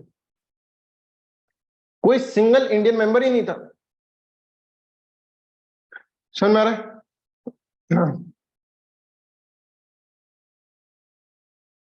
कोई सिंगल इंडियन मेंबर्स ही नहीं था। फिर तो बहुत ही खराब चीज हो गई। इन्होंने कहा कि इसीलिए हम तुम्हारा विरोध कर रहे हैं साइमन। साइमन तेरी कोई गलती नहीं है भाई, साइमन दिल छोटा मत कर, पर तेरे साथ इन लोगों ने ना भेजा नहीं कोई इंडियन, तेरे से मैं बोले सर तुम सब नाम तो मेरा ले लो, साइमन गो बैक, और तुम कह रहे हो दिल छोटा मत करे। समझ में आ रहा है आपको? डायमेंशन समझो कि साइमन क्यों, आपने सुना होगा साइमन गो बैक, साइमन क्यों भाई साइमन गो बैक क्यों? आपने पढ़ा all white commission, all white commission है क्योंकि सारे के सारे गोरे लोग आ रहे हैं यहाँ पर। क्यों? क्योंकि 1919 के एक्ट को रिव्यू करने आ रहे हैं। अब यहाँ पर ये ऐसा क्वेश्चन आ जाए कि भाई साइमन कमीशन क्यों बना था, ये तो पता ही नहीं सर। साइमन गो बैक के नारे लगा दिए हमने पढ़ते वक्त, यही नहीं पता कि भाई जो 1919 के अंदर जो डायरकी इंट्रोड्यूस हो गई थी उसका बहुत ज्यादा अपोजिशन चल रहा था, और 1919 के एक्ट के अंदर लिख रखा था कि 10 साल बाद, इस एक्ट को अभी तो रख लो, 10 साल बाद इसका क्या करेंगे हम, रिव्यू करेंगे कमीशन के द्वारा। पर क्योंकि वहां पर जो है ब्रिटेन के अंदर जो इलेक्शंस होते हैं, ब्रिटेन के अंदर इलेक्शन, तो उनमें जैसे हमारे यहाँ पे बीजेपी कांग्रेस है, वहां पे कंजर्वेटिव और लेबर पार्टी, ब्रिटेन के अंदर कंजर्वेटिव और लेबर पार्टी। और कंजर्वेटिव पार्टी को लग रहा था मैं हार जाऊंगी, तो उसको लगा कि मैं हार जाऊंगी तो मेरे को एक फेस दिखाना चाहिए ब्रिटेन के लोगों को, देखो इंडिया के अंदर हम इस तरह से कॉन्स्टिट्यूशनल रिफॉर्म लेकर आ रहे हैं, तो वो लोग सोचेंगे अरे वाह कितने डेमोक्रेटिक हो, हमको वोट दे देंगे। तो 1929 में आना था ये साइमन कमीशन, पर 1927 में आता है। ये भी एक क्वेश्चन बन सकता है, हिस्ट्री का डायमेंशन। सर मेरा, और ये क्या है इस एक्ट के अंदर, 1919 के एक्ट के अंदर 10 years of to investigate the process of governance scheme, suggested new steps to reform के लिए नए स्टेप्स के अंदर। I hope this is clear. तो देखो commission was composed entirely of the British members with not a single Indian members being included into it। ये एक reason है, और इसके पीछे जिसका दिमाग चल रहा था ना, that was Secretary of State at that time। Secretary of State समझ में आता है, लॉर्ड ब्रिकनहेड। लॉर्ड, इनका हिस्ट्री के अंदर बहुत अच्छा पार्ट है ना, जिसको हमको पढ़ना होगा जब हम नेहरू रिपोर्ट पढ़ेंगे, उससे रिलेटेड है, राइट। ब्रिकनहेड सेक्रेटरी ऑफ स्टेट, इन्होंने बनाकर भेजा है, सेक्रेटरी ऑफ स्टेट ही करके दे, इन्होंने कमीशन बनाकर भेजा है। और इन्होंने जानबूझकर यहाँ पे कोई भी इंडियंस नहीं, क्योंकि इनका पर्सनली ये मानना था ब्रिकनहेड का कि इंडियंस के अंदर कैपेबिलिटी नहीं है, कि इंडियंस, इनका मानना था पर्सनली, ये खुद बोले कि हमने इसलिए नहीं भेजा है क्योंकि इंडिया के अंदर कैपेबिलिटी नहीं है, इंडियंस में कैपेबिलिटी नहीं है कि वो जाकर वो देखिए 1919 का एक्ट है, इनके पल्ले ही नहीं बढ़ने वाला है, तो इसलिए हमने नहीं भेजा इंडियंस। और जब ये बातें आएंगी वहां से कि भाई हमारी, अब हमको, हम सब लोग बैठे हैं, क्या क्या हम लायक नहीं इसके यार, हम अपनी एक्ट्स को रिव्यू कर सके, हमको लायक नहीं है, हम जो गवर्नेंस के हम भी पार्टिसिपेट करेंगे, ये चीज आ गई, ये चीज बढ़ गई।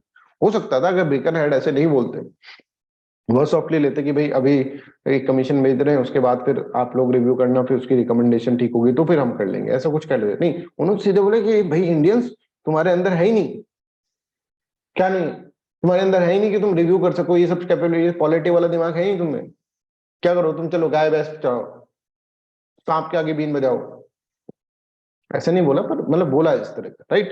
तो I hope this is clear. Secretary of state for India lord Birkenhead had berated India, berated मतलब रेट कम करा उनको, on account of their perceived inability, उन्होंने उनको ऐसा मानता कि इनके पास इनेबिलिटी है ही नहीं, एबिलिटी नहीं है to formulate a concrete system of reforms through consensus among all section of the Indian political scene. ये बोलते कि भाई तुमको अगर हम बोले ना कि भाई आज की तरह कि तुम कॉन्स्टिट्यूशन बना लो, है ही नहीं तुम्हारे अंदर ऐसा, बोले कैसे, अरे देखो हम बताते हैं, इंडियन नेशनल कांग्रेस कुछ और कहेगी, मुस्लिम लीग कुछ और कहेगी, ठीक है, और तुम्हारे यहाँ पे पार्टी भी है, दूसरी पार्टी की सोशल ऑर्गेनाइजेशन भी है, आरएसएस है, ठीक है, और अदर ऑर्गेनाइजेशन है, मुस्लिम्स की ऑर्गेनाइजेशन है, 1000 तरह की तो तुमने पार्टी बना रखी है, 1000 तरह की।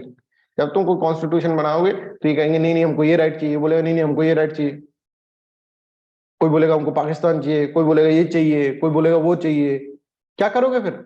तुमको अगर हम डाल देना इसके अंदर, तो ये जो कमीशन है ये कोई कंक्लूजन पे नहीं पहुंच पाए, आपस में लड़ते रह जाओ तुम, कोई बोलेगा हमें ये चाहिए, कोई बोलेगा दलित का उत्थान चाहिए, कोई बोलेगा फेमिनिस्ट आ जाएगा कोई, ठीक है, कोई कहेगा कि हमको चाहिए कि सेपरेट इलेक्टोरेट चाहिए कि रिजर्वेशन चाहिए, उसमें लड़ मरोगे तुम लोग। तुमको लड़ने के अलावा कुछ आता है क्या? इंडियन नेशनल कांग्रेस बोले ये चाहिए, मुस्लिम लीग बोले ये चाहिए, तुम्हारे अंदर देखो तो सही कितनी डाइवर्सिटी। अगर हम अपना डिसीजन मेकिंग ना करें तो तुम तो एनार्की क्रिएट कर दो, सिस्टम के अंदर कोई डिसीजन ही नहीं हो पाए, इसलिए भाई तुमको डालना ही नहीं है, ऐसा इसने बोला। और इसी का चैलेंज लेकर आप देखेंगे आगे चलकर हिस्ट्री के अंदर पढ़ेंगे, 1928 के अंदर ये चैनल करते हैं मोतीलाल नेहरू, बोले कि हम बना सकते हैं, हम कर सकते हैं। और इससे निकलती है मोतीलाल नेहरू रिपोर्ट, समझे? सारा का सारा देखो 1927 के अंदर जब इसके ऐसी चीज आएंगी कि भाई तुमको साइमन कमीशन ने इसलिए नहीं डाला हमने कि तुम लोगों के अंदर है ही नहीं, तुम लोग आपस में बढ़ लोगे, ये मोतीलाल नेहरू कहेगा एक्सेप्टेड, चैलेंज एक्सेप्टेड। चलो भाई अपन कॉन्स्टिट्यूशन बनाते हैं कि हमारा कॉन्स्टिट्यूशन कैसा हो। जैसे मोतीलाल नेहरू रिपोर्ट निकलेगी, आगे चल के की बात कर रहे हैं, ठीक है, ये उसमें पढ़ेंगे state. Muslim League will not accept it. Jawaharlal Nehru, the son of Motilal Nehru, will not accept it.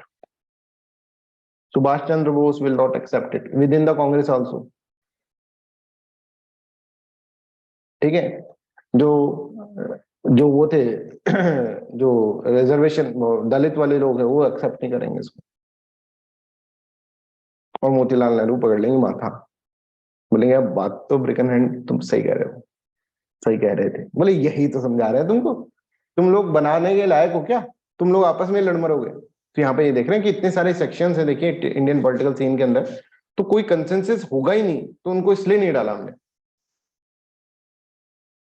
और इसको हमने प्रूव कर दिया आगे जाके मोतीलाल नेहरू की रिपोर्ट के अंदर, है ना। जब हम पढ़ेंगे ना history, history is very very interesting, है ना। मैं चाहूंगा कि मॉडर्न हिस्ट्री में तुमको नेक्स्ट में ही पढ़ा दूं, ठीक है, देखूंगा किस तरह से चलता है, राइट, पर मॉडर्न हिस्ट्री में नेक्स्ट में पढ़ा दूं, है ना। फिफ्थ से तुम्हारा एक आर्ट एंड कल्चर पढ़ाएंगे वर्षा मैडम, ठीक है, फिफ्थ से, ठीक है, वो भी पूरा का पूरा कंट्रोल तो मतलब पिछली बार स्टूडेंट्स ने पढ़ाया था, स्टूडेंट्स को पढ़ाया था, तो बहुत अच्छा उनका रेस्पॉन्स आया, उनको मैं इधर ही पढ़ाती हूँ, ठीक है, वन ऑफ माई फ्रेंड्स, ठीक है, तो उसके अंदर वो पूरा पूरा आर्ट एंड कल्चर आपको पढ़ाएंगे, तो शाम की क्लास वो लेंगी, और अपना उस वक्त या तो पॉलिटी खत्म हो जाएगा या फिर पॉलिटी साइमल्टेनियसली चलता रहेगा, ठीक है। तो ये जो मैडम पढ़ाएंगे उनके भी डिटेल के अंदर लेक्चर रहेंगे, पूरे के पूरे हम दोनों ने मिलकर ही प्रिपेयर करें उसको, ठीक है, बट इतना टाइम रहता नहीं मेरे पास, तो बस वो उनकी बोल उनके हैं, ठीक है, विचार अपने ही हैं सारे, ठीक है, तो डिटेल के अंदर वो चीज पढ़ाई जाएगी आर्ट एंड कल्चर के अंदर। आर्ट एंड कल्चर की क्लासेस चलेंगी कम से कम 35 से 40, और फिर आपका मॉडर्न हिस्ट्री यहाँ पे स्टार्ट हो जाएगा, इस तरह से चलेगा फिफ्थ से, राइट। सब कुछ साइंटिफिक चल रहा है ना, सब कुछ साइंटिफिक चल रहा है। देखो एक साथ आपके दो सब्जेक्ट स्टार्ट नहीं कर सकते थे स्टार्टिंग के अंदर, एक क्योंकि एक तुम नींद से गहरी निद्रा में से उठे हो, ठीक है, कि गहरी निद्रा में से उठो, तो भाई छोटी छोटी क्लासेस अभी आप यहाँ पर ले रहे हैं, ठीक है, वो प्रिपेयर कर रहे हैं आने वाले समय के अंदर, और आपके अंदर कैपेबिलिटीज जो है उसको जगा रहे हैं, ठीक है। जब इससे अभ्यस्त हो जाओगे इसके अंदर, तो अब अपन 2 सब्जेक्ट भी स्टार्ट कर सकते हैं। अब देखे कोई भी इंस्टीट्यूट में जाते हैं सीधे ही 2 सब्जेक्ट पढ़ाने लग जाते हैं, तो बच्चों को समझ में आता है कैसे पढ़ना, तो उस चीज के लिए पहले मेंटली तो प्रिपेयर करें, ठीक है, तो फिर 2 सब्जेक्ट आपके चल सकते हैं आराम से, समझ। फिर हम एक स्पेशल क्लासेस भी लेने लग जाएंगे बीच के अंदर। स्पेशल क्लासेस किस तरह से, कि भाई आपको कोई डाउट क्लासेस हैं या फिर कोई जो टेस्ट पेपर डिस्कशन है वो भी क्लासेस लेने लग जाएंगे, और 2 क्लासेस में हाँ, कोई यहाँ पर कोई प्रोफेशनल क्लास नहीं लेंगे बड़ी, कई इंस्टीट्यूट होते हैं 4-4 क्लासेस 5-5 क्लासेस लेने लग जाते हैं एक ही 5-5 सब्जेक्ट के, वैसे नहीं करेंगे, मैक्सिमम 2 सब्जेक्ट चलेंगे सर, और 2 subject as a IAS aspirant आप कर सकते हैं, हाँ, इतनी कैपेबिलिटी होनी चाहिए। कोई SSC का एग्जाम नहीं दे रहे हैं कि सर, और कोई पंचवर्षीय योजना भी नहीं, हम कोई 5 ईयर प्लान चला के बैठे हैं कि सर हम बहुत लंबे समय तक सर प्रिपरेशन करेंगे, आज तो एक सब्जेक्ट पढ़ेंगे सर, 1 साल में 1 सब्जेक्ट करेंगे, कितने सब्जेक्ट, 6 सब्जेक्ट, अरे सर 5 साल में कर लेंगे, ऐसा नहीं करना। बहुत हमको क्या करना है, समझना सब कुछ है, ऐसे भागना नहीं है, बिल्कुल भाग रहे हैं कि पीछे छोड़ के चले गए, सब कुछ लेकर भागना है। इसलिए तुम्हारा सपोर्ट मेरे को बहुत चाहिए होगा, तुमको बहुत पढ़ना पड़ेगा बच्चों। देखो मैंने पहले ही बोल रखा है, इस कोर्स के अंदर आए हो तो प्रीलिम्स का सोच कर आओ कि हम प्रीलिम्स पास कर लेंगे, ऐसा मत सोचो कि आज हम पढ़ लेंगे अगले साल प्रीलिम्स पास कर लेंगे, अगले साल मेंस पास कर लेंगे, नहीं। जो प्रिपरेशन कर रहे हैं 2024 के लिए भी, समझो बच्चों, अभी प्रिपरेशन कर लो सारे, जिससे कि तुम्हारे पास 1 साल रिजर्व में पड़ा रहेगा कि हाँ सर अब हमको आंसर राइटिंग करनी है, ऑप्शन करना है, ये सब चीजें करना है। ये तुम्हारे लिए बहुत अच्छा मौका है, और जो कर चुके हैं प्रिपरेशन वो अभी इस बैच के साथ साथ निकल, और पूरा बेसिक से पढ़ाया। ऐसे यहाँ पर अगर 8th क्लास का बच्चा भी बैठ जाएगा तो भी बेसिक से पढ़ाते हुए बिना भगाए तुम्हारा कोर्स कंप्लीट कराकर तुम्हें आंसर जो क्वेश्चन MCQs कैसे करने हैं वो सब चीजें समझाकर, वो पूरा का पूरा हमने इस तरह से प्लान करा गया है, समझ में आ रहा है।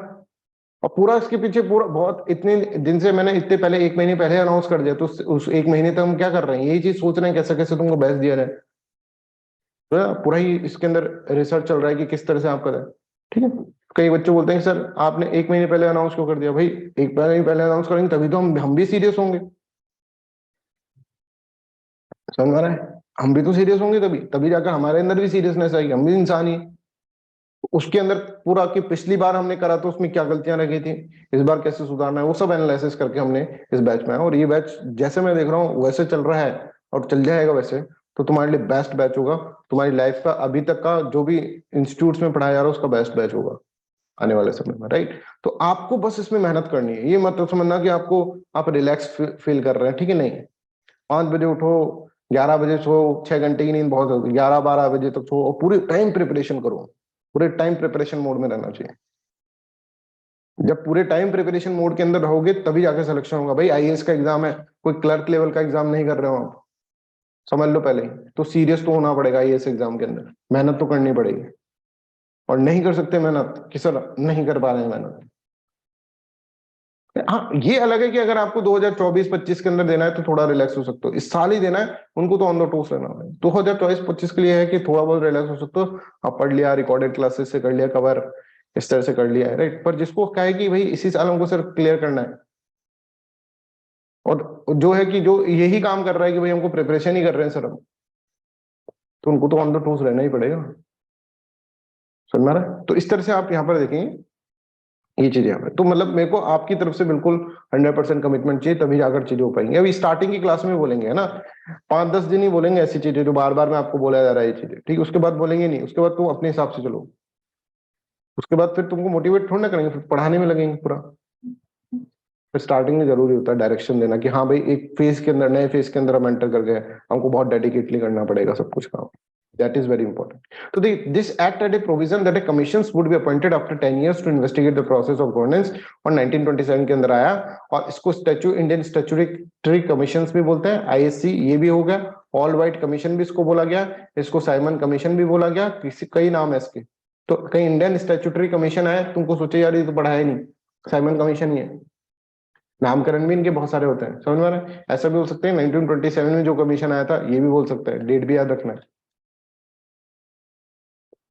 ठीक है? याद है 10 साल बाद इन्वेस्टिगेट करेंगे तो आप सोचे कहीं अरे नहीं 1919 आप कैलकुलेट करने लगे वहां पे, सी साइड ज्यादा पढ़ रखा है, अरे 10 साल तो हुए नहीं, चलो ये तो गलत होगा फिर इसका, नहीं 10 साल का कहा था, पर मैंने आपको रीजन बताया क्या रीजन। अब ये क्या क्या देता है इसमें, रिकमेंडेशन अगर हम देखें तो पहली रिकमेंडेशन ये जो देता है, अभी इसका विरोध हो गया सब कुछ, फिर ये आया, उसने बोला भाई मैं काम तो करने दो, बोले ठीक है चलो अब काम कर ले, विरोध तो हम करते रहेंगे, साइड में साइमन गो बैक वो काम कर रहा है अपना, यार डायर की में दिक्कत है, चल डायर की को हटा देते हैं, डायर की विल बी रिमूव। तो अच्छी बात थी ये, इसने अच्छी रिकमेंडेशन दी है, रिकमेंडेशंस पे प्रोटेस्ट नहीं हो रहा है, प्रोटेस्ट ये हो रहा है कि भाई तुम सारे के सारे गोरे लोग क्यों आ गए, ऑल इंडिया कमीशन क्यों हो गया, इस पे हो रहा है, ऑल वाइट कमीशन क्यों हो गया, रिकमेंडेशन अच्छी दी है भाई, डायर की हटा दी, तुम्हारी यही तो समस्या थी प्रोविंसेस में डायर की है, इसके लिए तो रो रहे थे, तो ये हटा दी। दूसरा, अरे देखो दूसरा सुनो, मैं बहुत अच्छा आदमी हूँ भाई, साइमन बोलता ही चला गया होगा भाई मैं बहुत अच्छा आदमी हूँ, मेरी बात सुनो। दूसरा इन्होंने बोला कि प्रोविंसेस को फुल ऑटोनॉमी दी जाएगी, प्रोविंसेस को फुल ऑटोनॉमी दी जाएगी, कोई गवर्नर का ज्यादा कंट्रोल नहीं रहेगा, फुल ऑटोनॉमी दी जाएगी, मतलब यहाँ पे बकायदा इलेक्शन होंगे साहब, जैसे चीफ मिनिस्टर बनते हैं वैसे चीफ मिनिस्टर बनेंगे, और यहाँ पे इलेक्शन होंगे, और इलेक्शन होकर तुम लोग आराम से यहाँ पे काउंसिल ऑफ मिनिस्टर बनेंगे, और यहाँ पे पूरी की पूरी पावर दी जाएगी।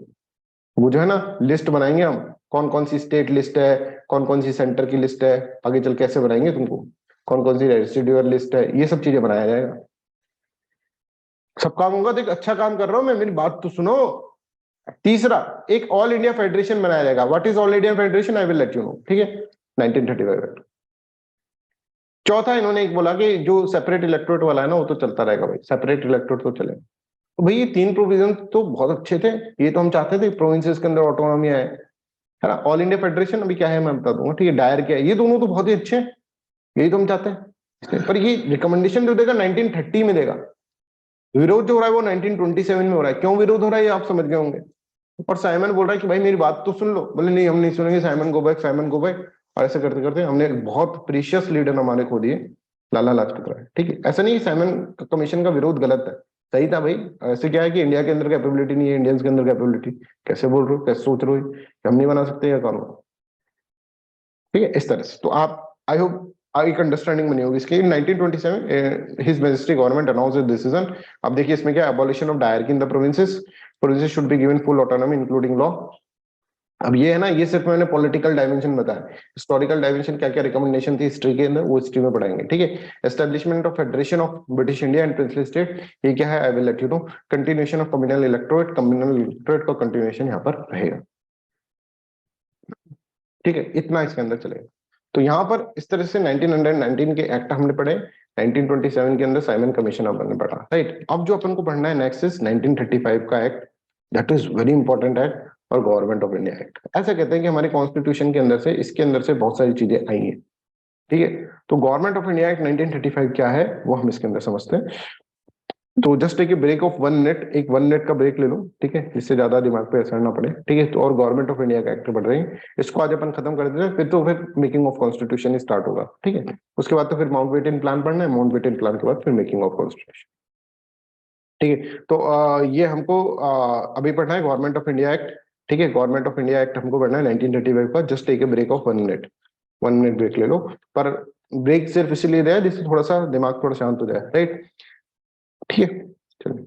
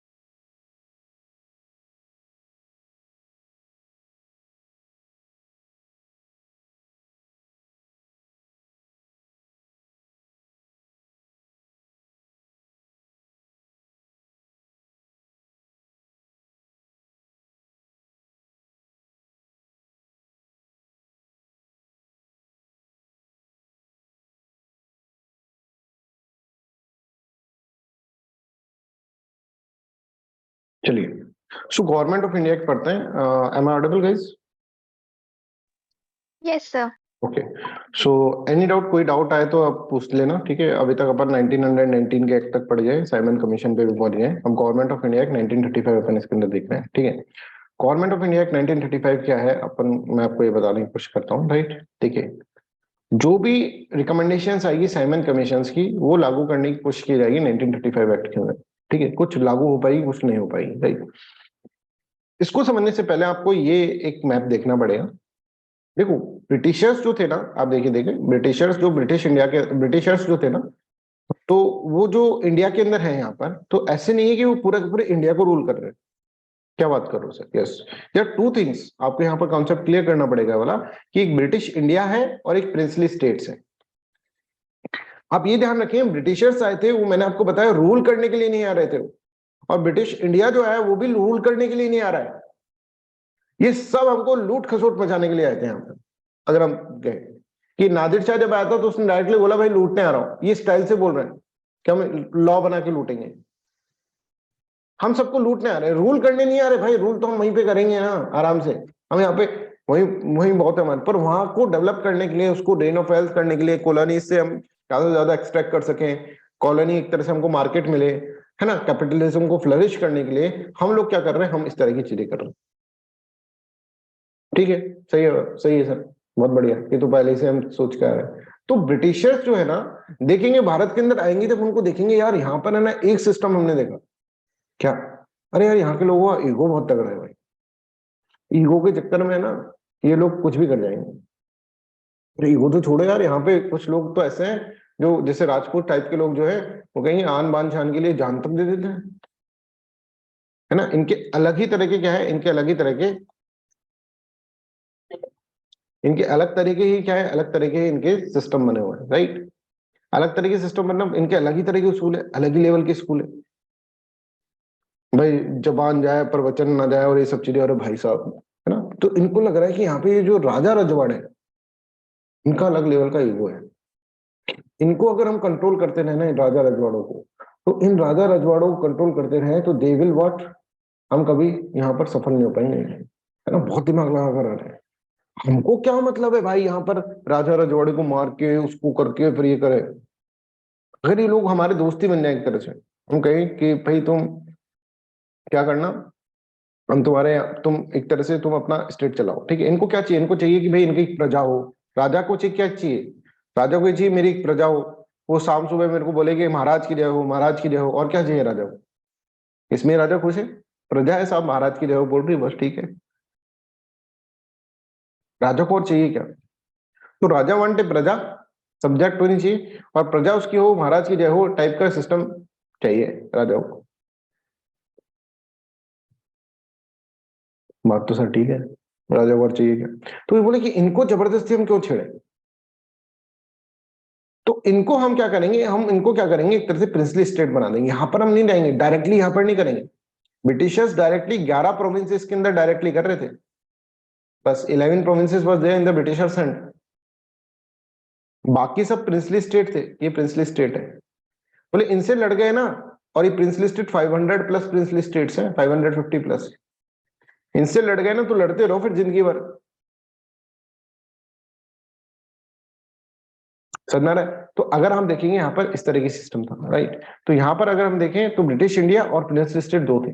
प्रिंसली स्टेट के अंदर वैसा ही सिस्टम था। अगर आपने लगान मूवी देखी होगी सबने, आमिर खान की लगान मूवी जो थी, उस समय बॉयकॉट नहीं हुई थी वो मूवी, राइट। तो आमिर खान की जो लगान मूवी थी उसके अंदर आप देखेंगे कि उसके अंदर एक महाराज भी था, जो राजा की जय हो, राजा की जय हो, राजा जी लगान माफ कर दो। अरे साहब लगान तो मैं नहीं माफ करूंगा, मतलब राजा है, प्रजा है, सब कुछ है, पर कंट्रोल कौन है, ब्रिटिशर्स ही कंट्रोल है। ब्रिटिशर्स से पूछना पड़ेगा तुम्हें चीजें करने के लिए। लगान जैसा, टैक्स जैसा, उन्होंने टैक्स में कम कर दूंगा तो उनको भी तो देना है मेरे को कुछ। ऐसा नहीं कि बिल्कुल इंडिपेंडेंटली कर रहे थे कि हमारा नहीं, ब्रिटिशर्स को उनको tax they, under patronage of Britishers. आपने सुना हो सब्सिडरी रॉयल सिस्टम और वो सब चीजें, वो सब ब्रिटिशर्स ने इसीलिए करा था उस वक्त, लड़ाई करी। तो जब मूवी का कैरेक्टर भुवन जो होता है वो जाता है कि महाराज हमको टैक्स कम करना है, पूरे पूरे लोग जाते हैं, तो महाराज क्या बोलते हैं कि भाई मैं कैसे, उसकी असमर्थता देखो महाराज की, महाराज बोलता है कि मैं नहीं कर सकता, ये कैप्टन रसल ही कर सकते हैं।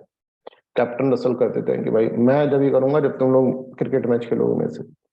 हमने बोला क्यों, मूवी बनानी है ना भाई।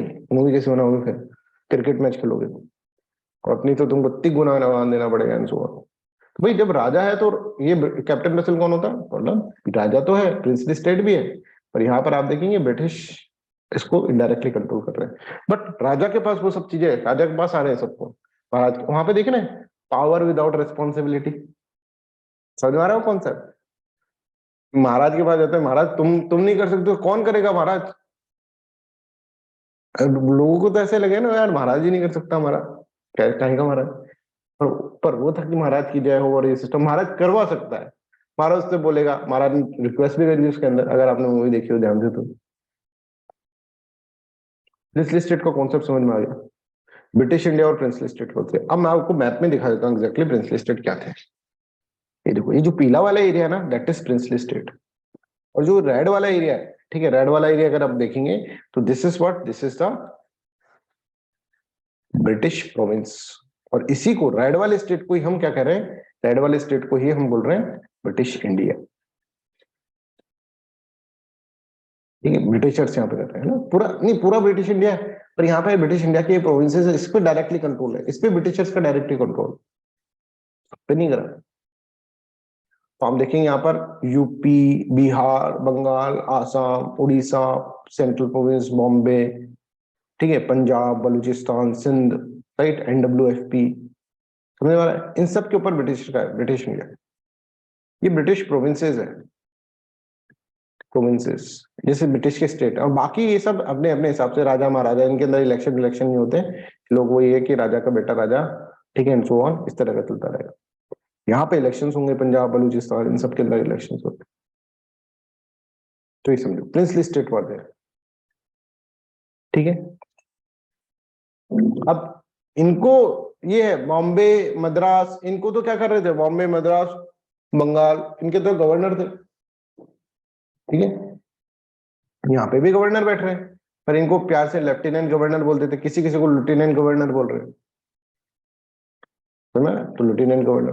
तो आपको मैंने जब बताया था ना कि भाई 1900 हाँ, जब मैंने आपको बताया था कि जो बंगाल जो था उसके अंदर ऐसा आया कि भाई देखो, बंगाल के अंदर ये आया कि भाई यहाँ का गवर्नर और गवर्नर जनरल ऑफ बंगाल अलग अलग होने चाहिए।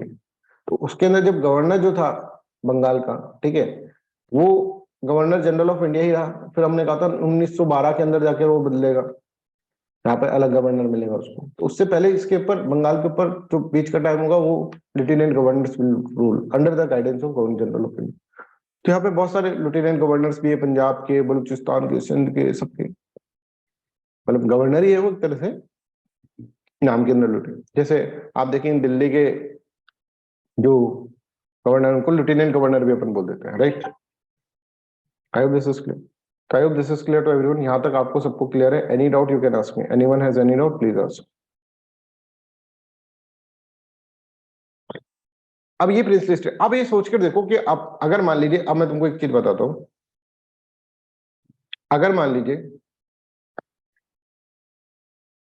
ये समझो, अगर मान लीजिए सरदार पटेल नहीं होते, सरदार पटेल नहीं होते मान लीजिए, ठीक है, सरदार पटेल नहीं होते तो क्या होता, ये अलग राज्य होता पीला वाला, ये अलग राज्य होता पीला, इसमें भी बहुत सारे हैं ना इस तरह से, ये अलग राज्य होता, ये अलग राज्य होता, ये अलग राज्य होता, ये अलग, मतलब सरदार पटेल नहीं होते, मतलब सरदार पटेल अगर, मतलब सरदार पटेल को नहीं बोल रहे पूरा का पूरा हम इसके अंदर, ठीक है, हम बोल रहे हैं कि अगर मान लीजिए प्रिंसली स्टेट का हम एसेशन नहीं करते तो, है ना, इन सबको इन्होंने फिर भारत के अंदर मिलाया कि सब भारत के अंदर आओ, नहीं तो भारत के अंदर इस तरह का भारत होता, जो लाल लाल दिख रहा है ना, वही भारत होता।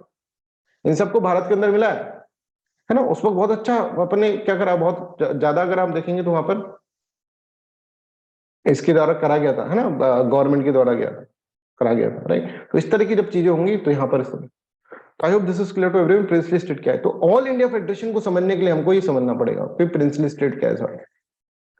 ऑल इंडिया फेडरेशन को हमको ये समझना पड़ेगा कि ब्रिटिश इंडिया क्या है। अच्छा, एक और चीज थी जो आपको इसके अंदर समझना है कि कुछ कुछ जगह पे है ना कमिश्नर राज चलता था, कमिश्नरेट होता है ना, कमिश्नर राज। कमिश्नर्स क्या होते थे समझो, कुछ कुछ जगह पर, है ना, जैसे कि हम देखेंगे 6 ऐसे थी जहां पर कमिश्नर चल रहा है, कमिश्नर राज चल रहा है। जैसे दिल्ली जो था, यहाँ पर अगर देखेंगे दिल्ली यूनाइटेड प्रोविंस के अंदर ही आता था, यूनाइटेड प्रोविंस का गवर्नर जो था उसके अंदर ही आता था ये।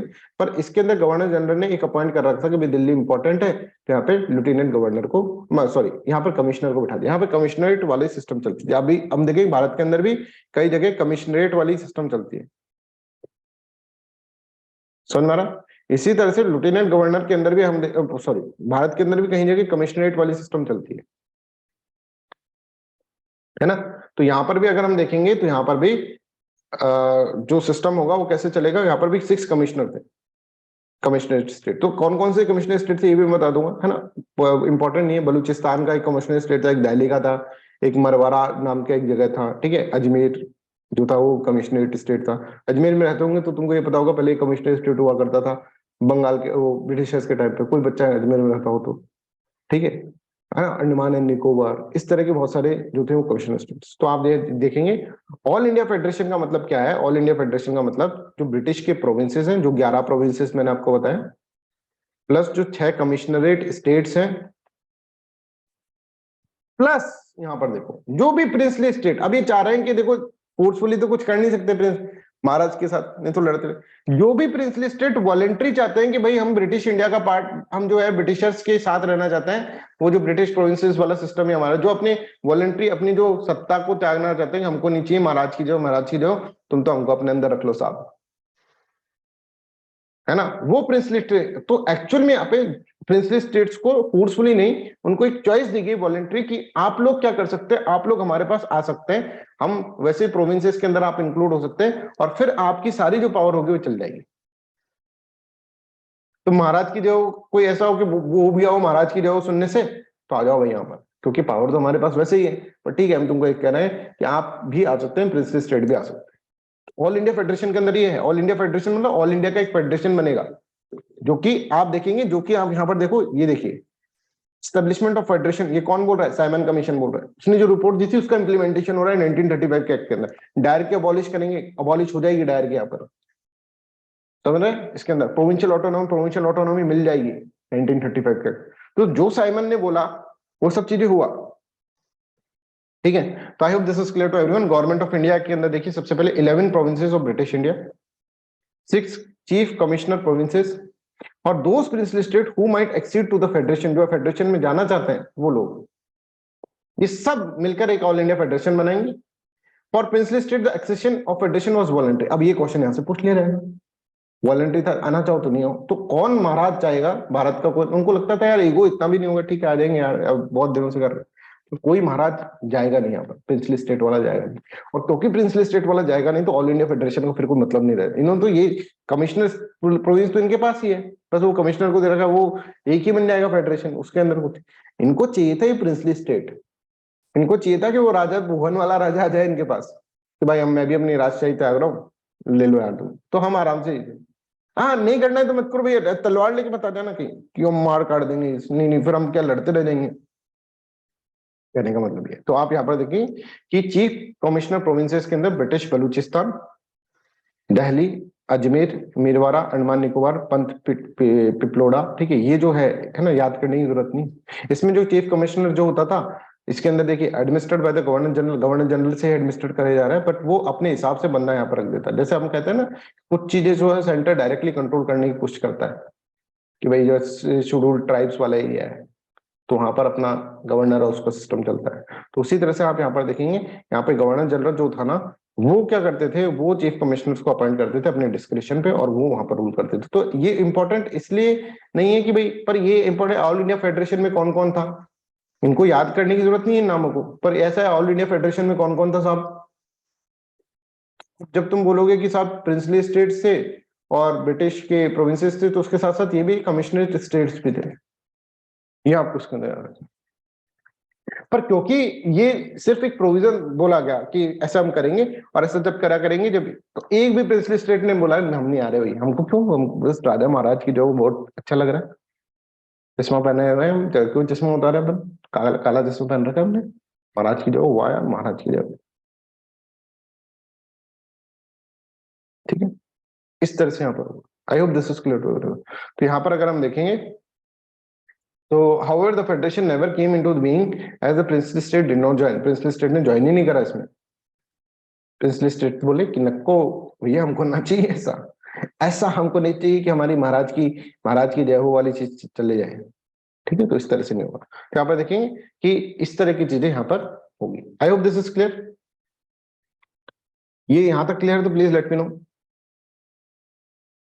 दूसरी चीज जो है डायरकी जो होगी प्रोविंस के अंदर वो तो हट जाएगी, पर डायरकी एट सेंटर आ जाएगी.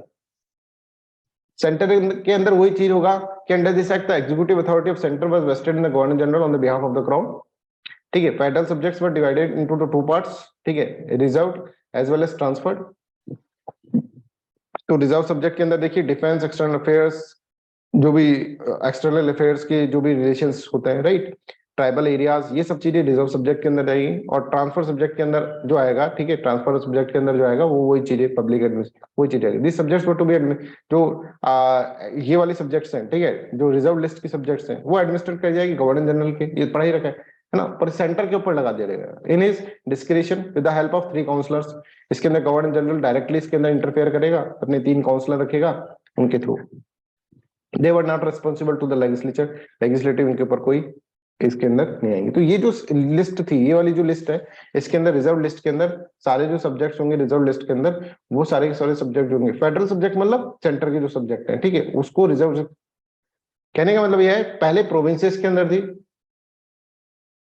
प्रोविंसेस के अंदर डायर की, ठीक है, जिसके अंदर रिजर्व लिस्ट है और ट्रांसफर लिस्ट है.